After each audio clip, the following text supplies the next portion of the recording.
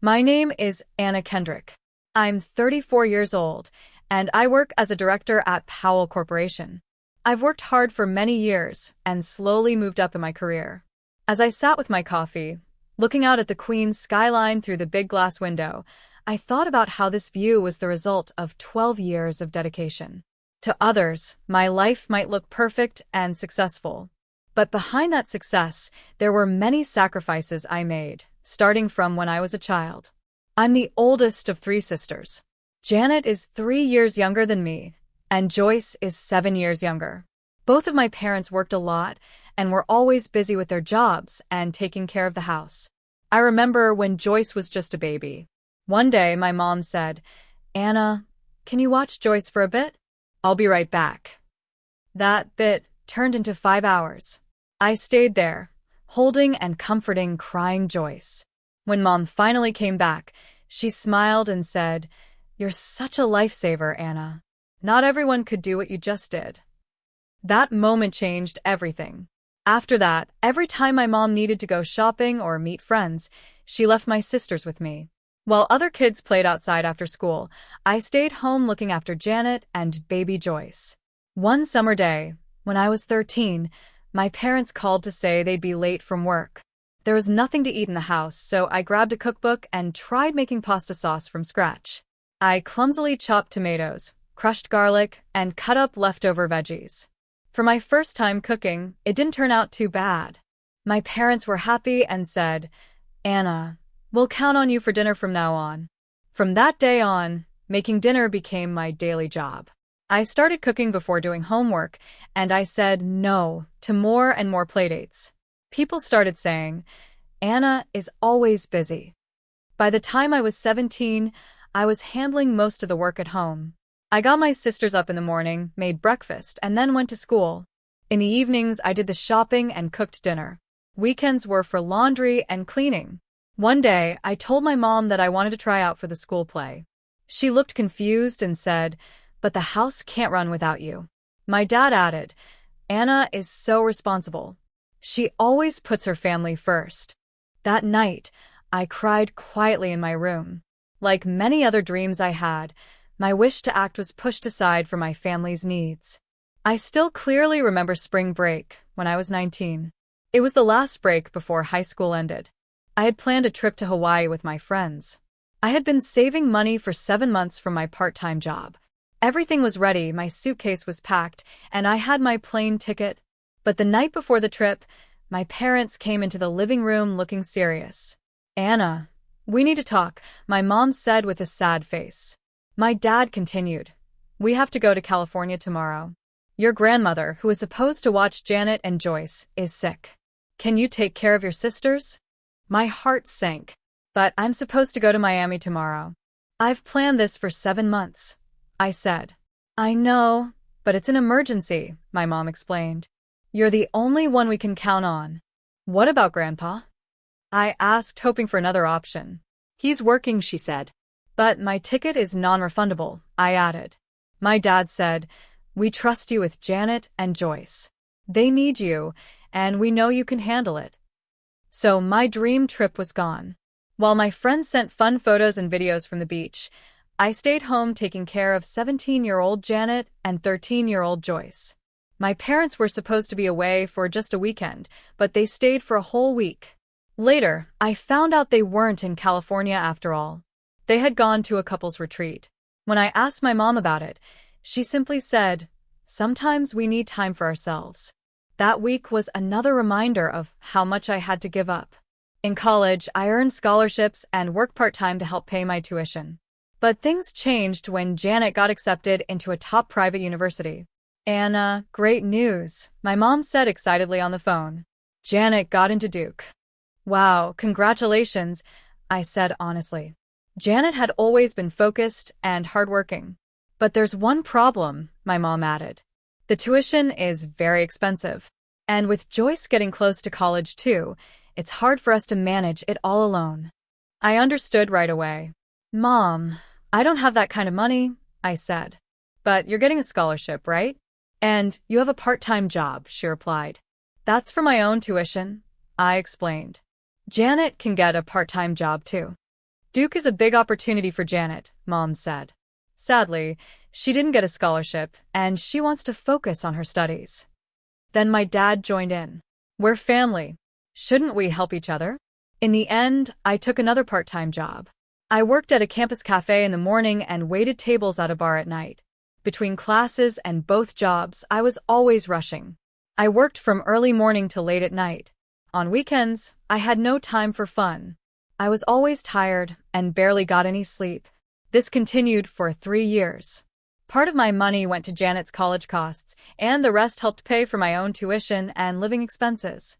On my college graduation day, I felt many emotions. My college life had been full of stress, late nights, and nonstop work. Only my dad came to my graduation. My mom was with Janet at a school event, and Joyce had final exams. Sorry, Anna, but you'll be fine, right? You're always so independent, my dad said.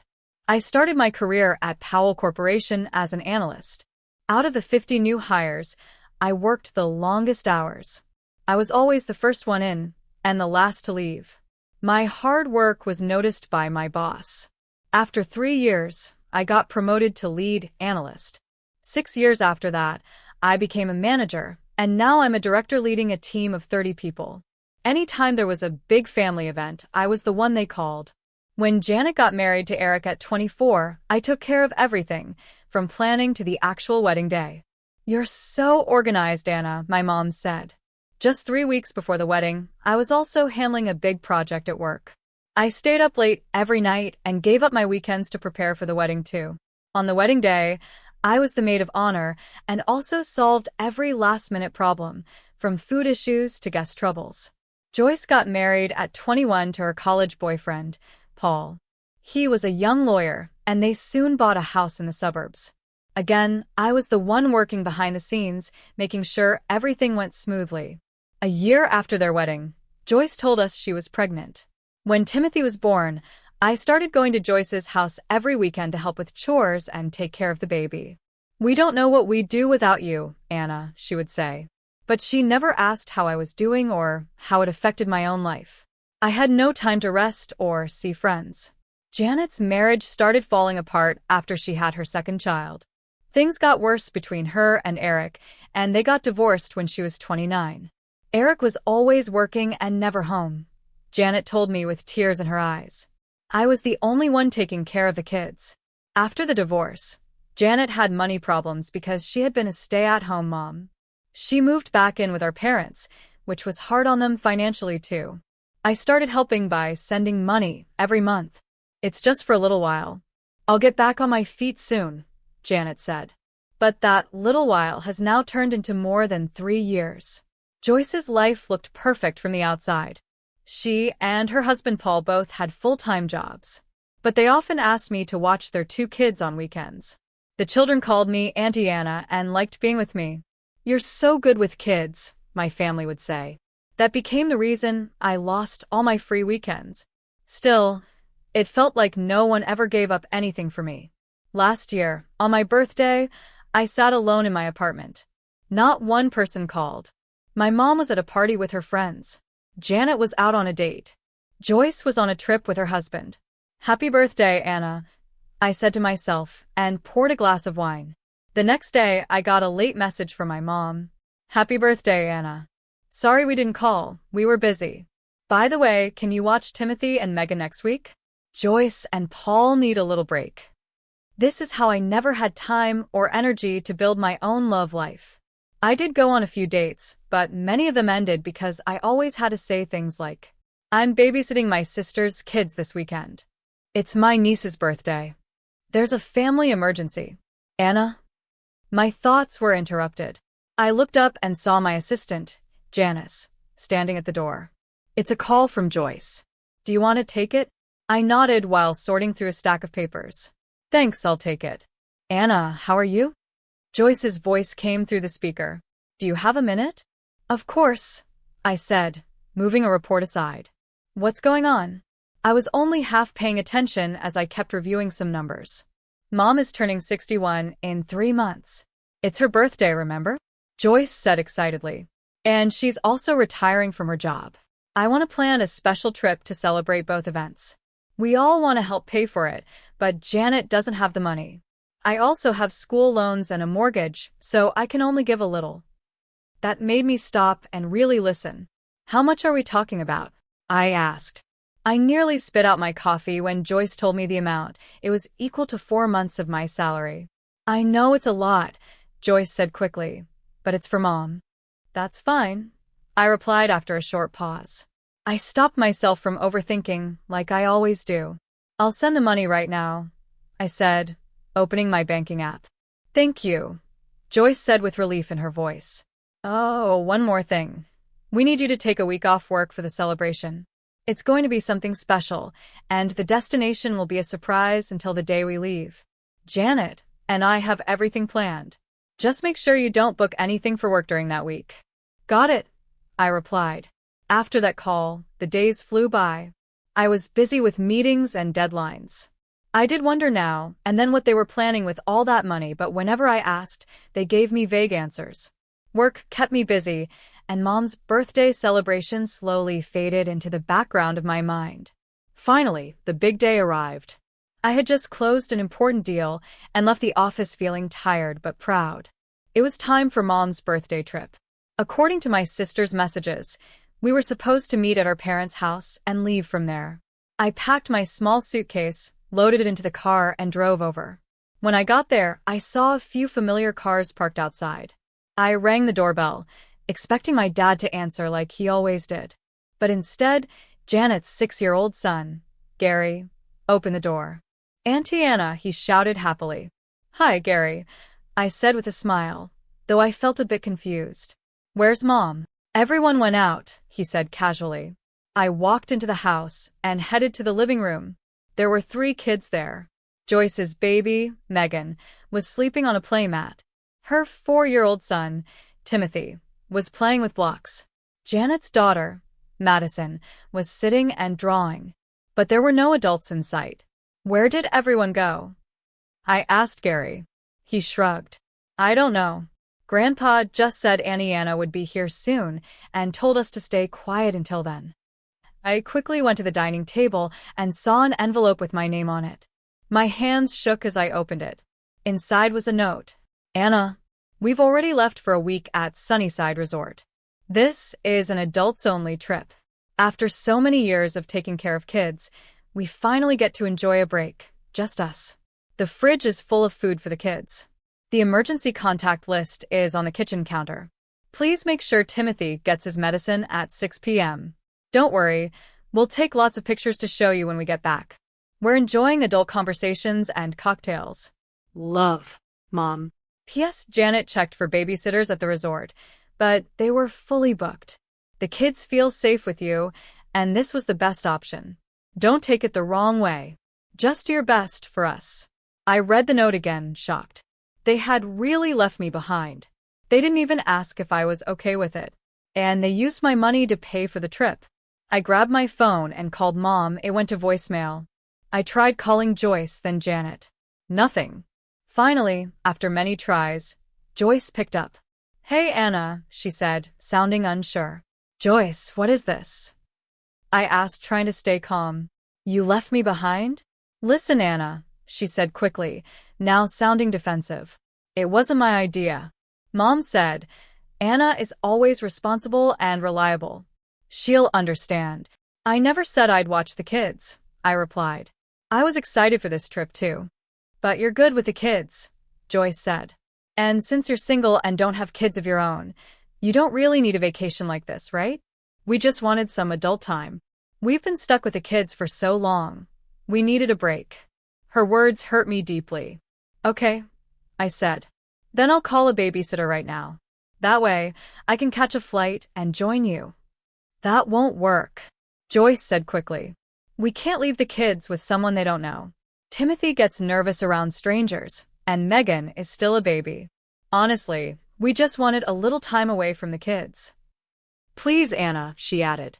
Can you watch them for us, just like you always do? I always do, I repeated, feeling anger rise inside me. Yes, you're always so dependable, ever since you were little, Joyce said casually. You've always done everything for us. Something snapped inside me. For everyone, I said quietly. Yes, always for everyone. But not this time, Joyce. This time is different. I won't do it. What do you mean? Joyce's voice suddenly sounded nervous. I'm calling a professional, I said firmly. For the safety of the children. A professional? What do you mean? Anna, stop. I hung up. My hands were shaking, but I knew exactly what to do next. I called the police and explained the situation.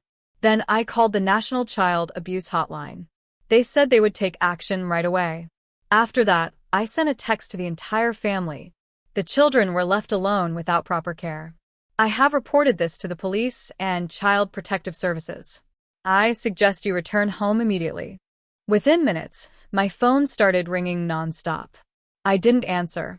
Instead, I sat with the kids and played with them, keeping everything calm so they wouldn't get scared. About an hour later, a police car pulled up. 4 officers came into the house and began checking everything. 30 minutes after that, a social worker from Child Protective Services arrived. I explained the full story. As the sun started to set, the front door flew open. My mom rushed in, clearly panicked. Behind her were Joyce, Janet, and the rest of the family. Anna, my mom cried out. What have you done? One of the officers stepped forward. Are you the guardian of these children? He asked.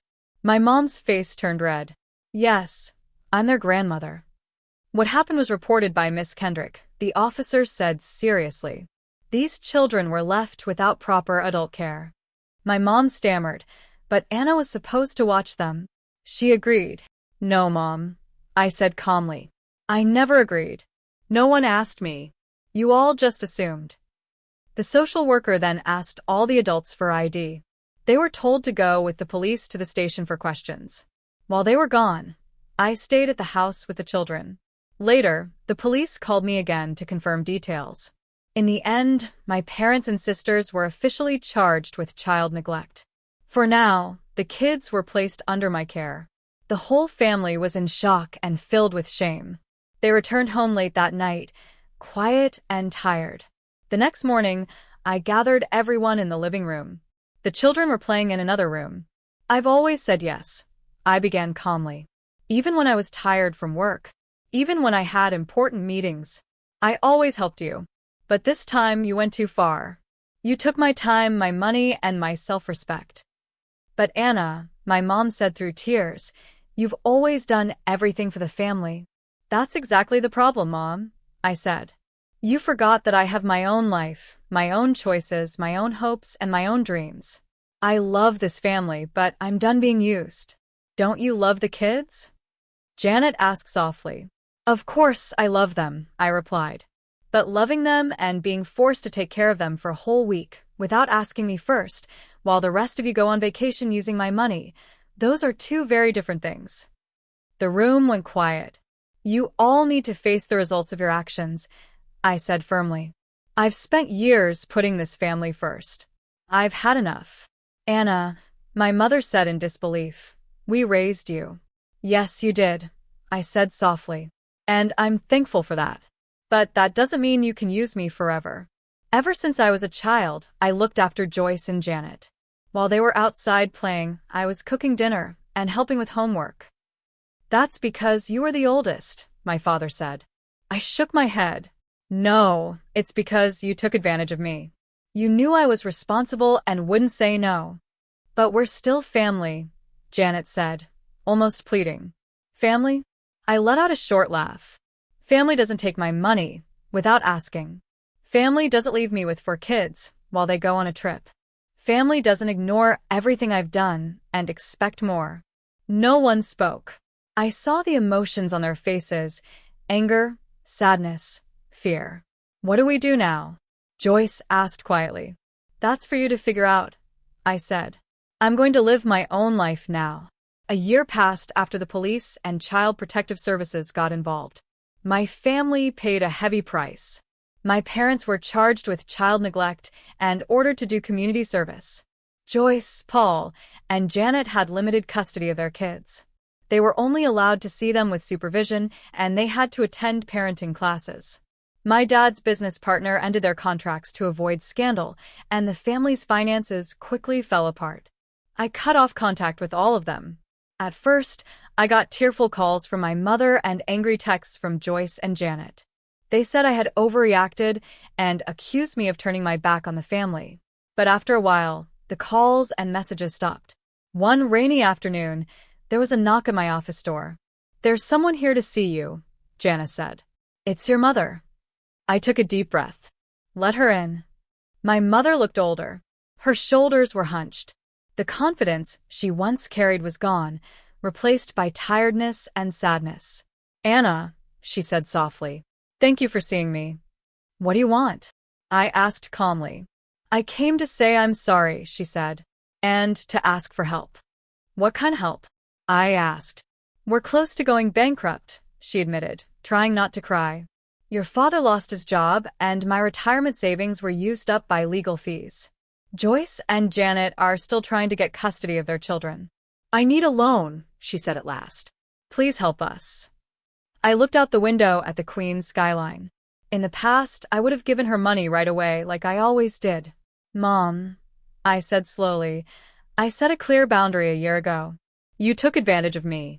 You didn't think about my feelings or my life. But you're our daughter," she said, raising her voice. "Isn't family supposed to help each other?" "Real family respects and supports one another," I said quietly. "You treated me like a tool, not like someone you love." She started crying. Her shoulders shook with every breath. "Then what should I do?" she asked. "Figure it out yourselves," I said. "You're adults." She looked at me with sadness. "You were never this cold." "I've changed, Mom," I said with a small smile. "I've learned to value myself." After she left, I sat for a while and thought deeply. That moment made me look at my life in a new way. Work was still important, but I started building new friendships and finally began to enjoy my own time. I started volunteering and helping people who truly needed it. Sometimes I still think about my family, especially the kids. I wonder how they're doing. But one thing I learned that night has never changed. Saying no can be the strongest way to protect yourself. Setting boundaries is one of the greatest acts of self-love. Now, my desk is full of papers for an exciting new project. This weekend, I'm going on a trip to Europe with friends. I no longer shape my life around other people's needs. I'm finally living at my own pace. And this freedom? It's what I treasure most.